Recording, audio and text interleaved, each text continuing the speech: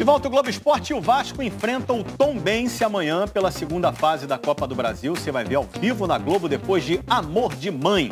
Jogo único, hein? Perdeu, tá fora, empatou, tem decisão por pênalti.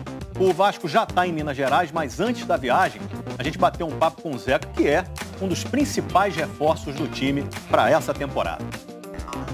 Zeca chegou ao Vasco há pouco menos de um mês. Se adaptou rapidamente, mas ainda não pode dizer que está em casa. As malas estão tudo no carro ainda. Não dá nem para entrar no carro. Então, mas é o normal, é o começo e eu vou entrar agora para morar essa semana. O lateral do Vasco não teve tempo ainda de se mudar para um apartamento. Até conseguir organizar a vida e trazer a família para o Rio de Janeiro, ele decidiu ficar num hotel. Esse começo também a gente quase nem fica no hotel, porque a gente treina, concentra, já joga, então a gente acaba nem ficando no hotel hospedado, a gente vai hospedar mesmo no hotel da concentração, né? A próxima parada de Zeca é em Tombos, Minas Gerais. O time viajou de ônibus ontem depois do treino. 370 quilômetros separam o Rio de Janeiro da cidade mineira. Foram 6 horas de estrada. É lá que o Vasco enfrenta amanhã o Tombense pela Copa do Brasil. Só um jogo só, né? Então, acho que eles vão jogar mais fechado, mais no contra-ataque. Além de Zeca, o técnico Marcelo Cabo terá à disposição Léo Matos, Leandro Castan, Marquinhos Gabriel e Germán Cano, poupados do jogo contra o Bangu no fim de semana. Léo Jabá e Morato também foram relacionados e podem estrear pelo clube. Começar a mudar, não, a gente tem que manter os pés no chão e humildade, trabalhar todos os dias, colocar um degrauzinho todos os dias e a gente está pensando assim diariamente. Zeca é um lateral muito versátil, porque ele pode jogar nos dois lados do campo, o que não é muito comum no futebol. Na estreia dele contra a Caldense e no clássico contra o Botafogo, o técnico Marcelo Cabo o utilizou na direita. Mas nas últimas 4 partidas, ele atuou na esquerda, onde jogou a maior parte da carreira, mesmo sendo destro. Então, engraçado, né? Eu comecei de lateral meia no Santos, né? E aí virei lateral esquerdo no sub-15, virei lateral esquerdo e assim foi. Joguei minha vida toda na lateral esquerda, assim no destro, né? E fui me adaptando, treinando com a perna esquerda, fui indo e fui embora. E foi como titular da lateral direita que o Zeca conquistou a medalha de ouro nos Jogos do Rio em 2016, o único título que faltava para o futebol brasileiro. Mas foi uma coisa inédita, como o Brasil não tinha. Fiquei muito feliz, a ficha até hoje não cai.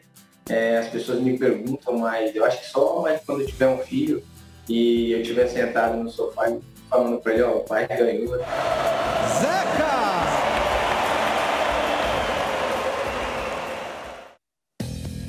A Assembleia Legislativa do Rio de Janeiro, que fez um projeto de lei, lembra, para mudar o nome oficial do Maracanã, ela mesma agora vai pedir para que o governador em exercício, Cláudio Castro, vete a mudança.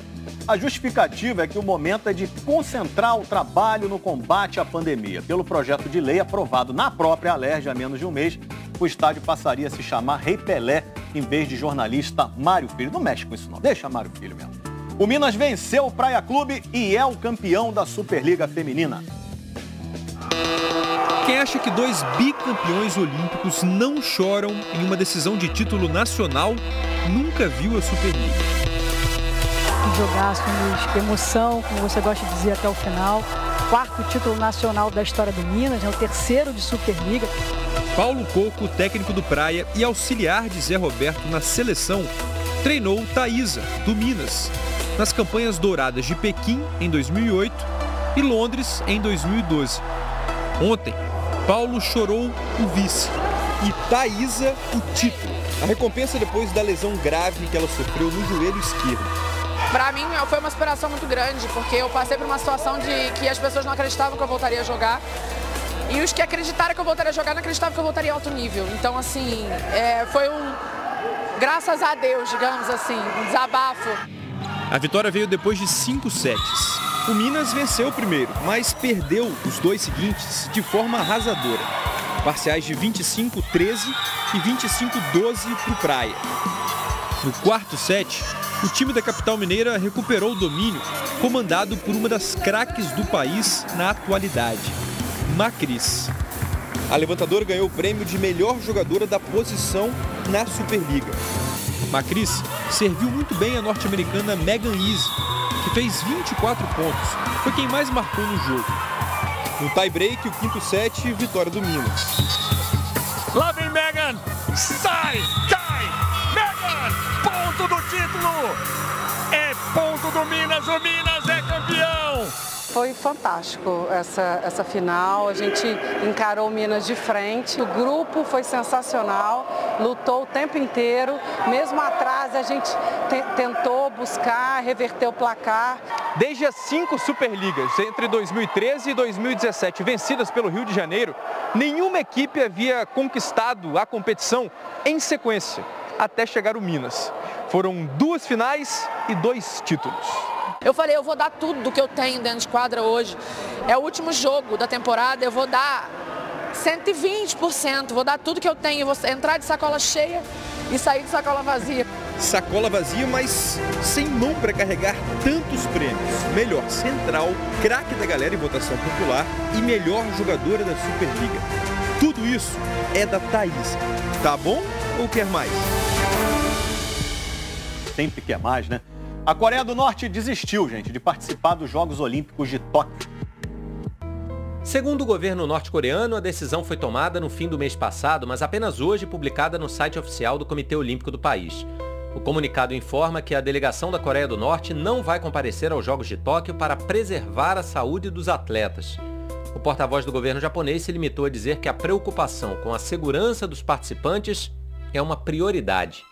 Apesar de a pandemia ter sido a justificativa oficial, essa desistência tem ares de boicote, algo muito comum nos Jogos Olímpicos da década de 1980. A própria Coreia do Norte foi um dos países que mais utilizaram esse recurso político. Sem relações diplomáticas com o Japão, os norte-coreanos não participaram dos Jogos de Tóquio em 1964. Em 80, americanos e muitos aliados, entre eles o Japão, se recusaram a comparecer aos Jogos de Moscou. Em Los Angeles, 84, o troco da União Soviética. Coreia do Norte e boa parte do bloco comunista não mandaram representantes aos Estados Unidos. Em 1988, ao lado de Cuba, a Coreia do Norte ficou de fora das Olimpíadas de Seul, na vizinha Coreia do Sul. Os últimos boicotes oficialmente políticos da história olímpica. Este ano, o primeiro-ministro do Japão chegou a sinalizar a vontade de encontrar o ditador Kim Jong-un durante os Jogos. Mas, nas últimas semanas, as relações voltaram a esfriar, com a retomada do programa de testes com mísseis por parte dos norte-coreanos, assunto de um encontro entre autoridades japonesas, americanas e sul-coreanas, o que irritou o regime do norte. E mesmo com o projeto de uma candidatura conjunta de Seul e Pyongyang para as Olimpíadas de 2032, o gesto de hoje afasta ainda mais a possibilidade de acordos ou conversas. A Coreia do Norte conquistou 7 medalhas no Rio em 2016, 2 de ouro, e tinha 16 atletas de 8 modalidades olímpicas classificados para Tóquio. A decisão não foi vista como capaz de produzir um efeito cascata, com outros comitês desistindo, exatamente porque quase ninguém acredita que a Covid seja o real motivo da desistência. Mas é a razão para muita preocupação, já que também hoje, eventos teste classificatórios para os Jogos Olímpicos, como os do polo aquático, saltos, nado artístico e maratona aquática, foram listados como cancelados pela Federação Internacional de Esportes Aquáticos. Além disso, com o aumento no número de contágios, a cidade de Osaka, segunda mais importante do Japão, reafirmou a intenção de cancelar a passagem da tocha olímpica por lá na semana que vem. Já já tem a goleada do Flamengo, com 2 gols do Gabigol.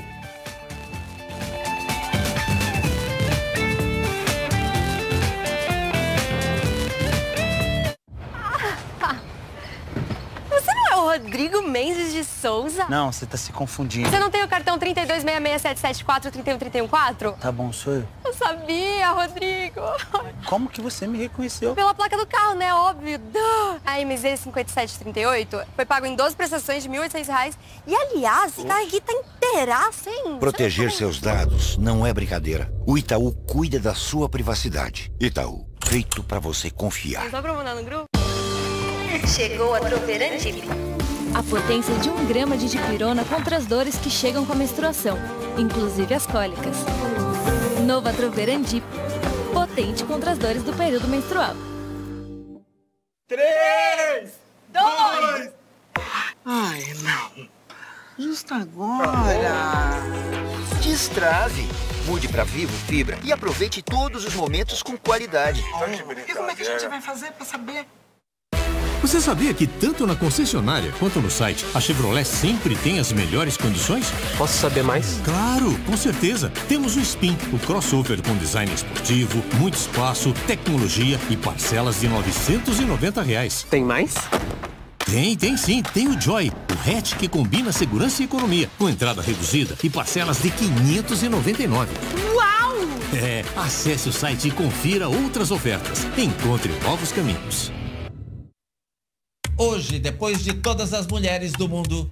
O senhor coloca a mão na cabeça aí. A situação dos migrantes em Roraima. O que mais nos chocou foi ver bebês, crianças dormindo na rua, na frente de um abrigo onde tinha mais de 200 vagas disponíveis.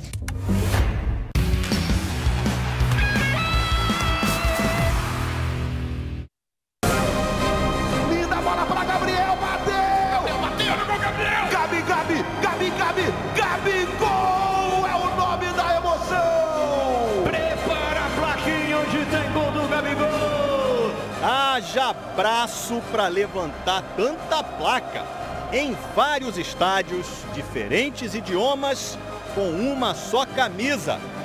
73 vezes Gabigol, o maior artilheiro do Flamengo do século. Estou muito feliz em jogar pelo Flamengo, em morar no Rio, ser feliz no Rio e estar com meus companheiros que me motivam cada dia mais. Eles me consagram, eles me puxam para cima. O Flamengo amassou o Madureira no Carioca. 5-1 com 2 do Gabigol. Era o que ele precisava para igualar a marca do Renato Abreu. 73 gols em 105 jogos. Espero que a gente consagre aí com o título domingo, que eu passe o Renato no domingo com gol e com o título. Nem precisa esperar o jogo contra o Palmeiras pela Supercopa do Brasil.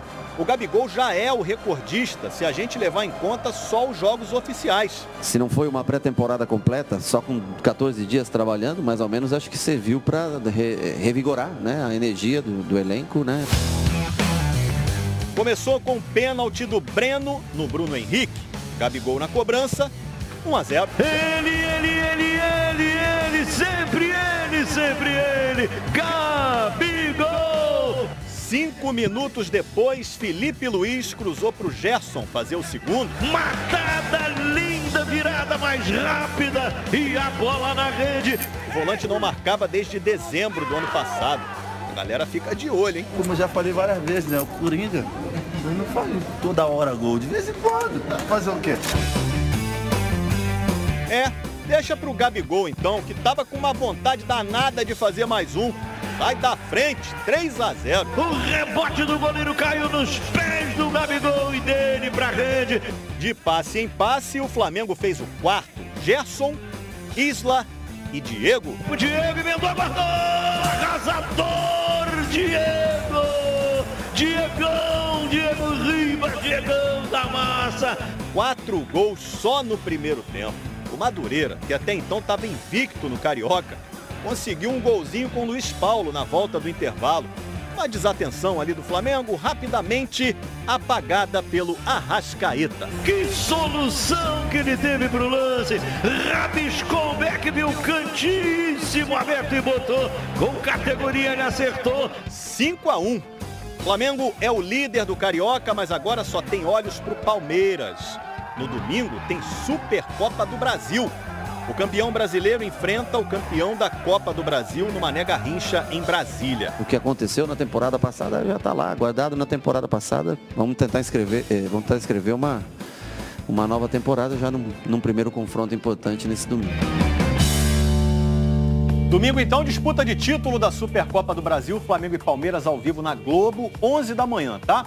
E o podcast GE Flamengo fala da goleada de ontem e do que esperar no jogo de domingo. ge.globo/GE Flamengo. Tudo dito, uma boa tarde para você, amanhã a gente se encontra aqui. Tchau.